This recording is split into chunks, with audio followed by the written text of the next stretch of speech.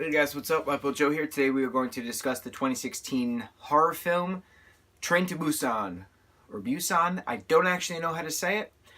It's a Korean horror movie. The whole movie's in Korean. I don't speak any Korean. It's a subtitle movie for us mere one language speaking folk. This movie was perfect. It's got a 90-something% on Rotten Tomatoes. It was rated It was voted the #1 horror movie of 2016. James Wan is actually doing an American remake soon, and there's a 2019 sequel coming out. A Korean sequel coming out in 2019. This movie's awesome. It's this father who's a money manager, fund manager in Seoul, is trying to get his daughter to see her mother in Busan on her birthday. So this is her birthday. The father and the mother are split up. Then they get on this train, and then everyone starts to get notifications that things are happening, that there are riots going on.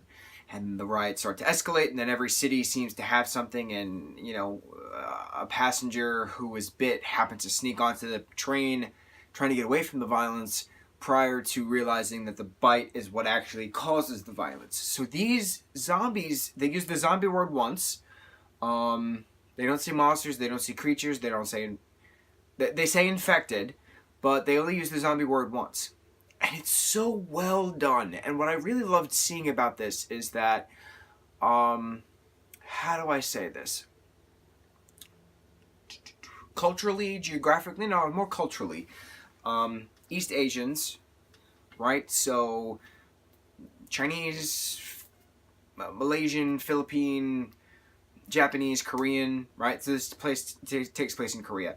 East Asia folk, I'm looking at you, so you're East, right? East Asia are thin. It's just how their diet is. They don't have a lot of fat content. They don't have a lot of processed food. They're very thin. So these zombies are all thin and very athletic when they run and when they sprint and when they fall from a building and bounce off and hop back up and sprint.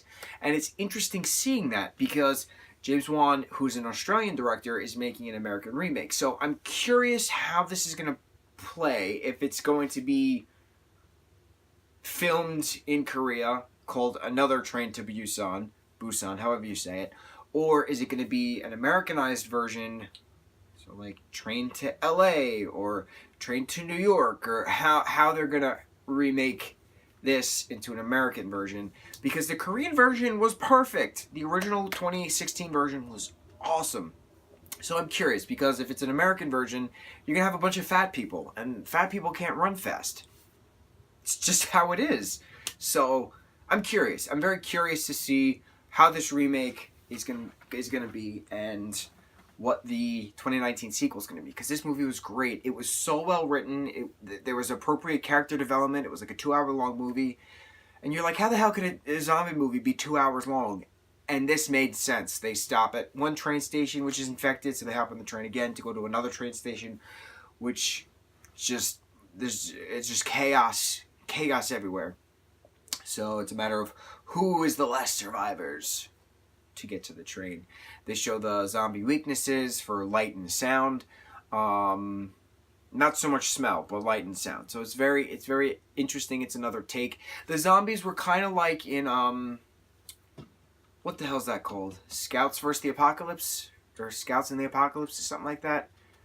Blake Anderson is lip syncing to Black Widow.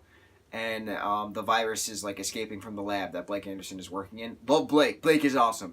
But that's what this kind of zombie apocalypse reminded me of, just from the veining going up their faces and stuff like that. That it's more it looks biological rather than just like, kapla, let me spit on you, let me bite you.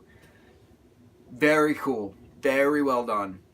There's so many points in this film where there's these silent screams that you can just feel in your gut, and you're like, oh my god, like you feel it, and it's just gut-wrenching, these silent screams of these people losing family members and friends, and whew, what do you do to survive? Man, it's good. Watch it. I think it's on Netflix.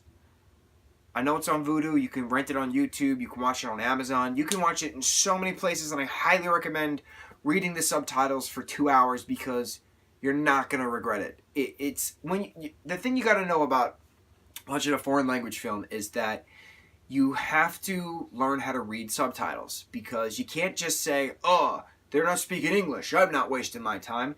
That's ignorant. Don't be ignorant. Appreciate another culture for what it is. Appreciate another language that you don't speak for what it is. Try to learn something. I can't recite any Korean at this point, but having the little girl sing some Hawaiian songs, that I understood, right? A little bit, teeny bit. You gotta watch it. You're not gonna regret it. It's spooky. I'm scared to walk around the house at night now. That's it. That's all I gotta say. Train to Busan, 2016 Korean horror film. Awesome movie. Can't wait for the sequel. Mucho mahalo, guys.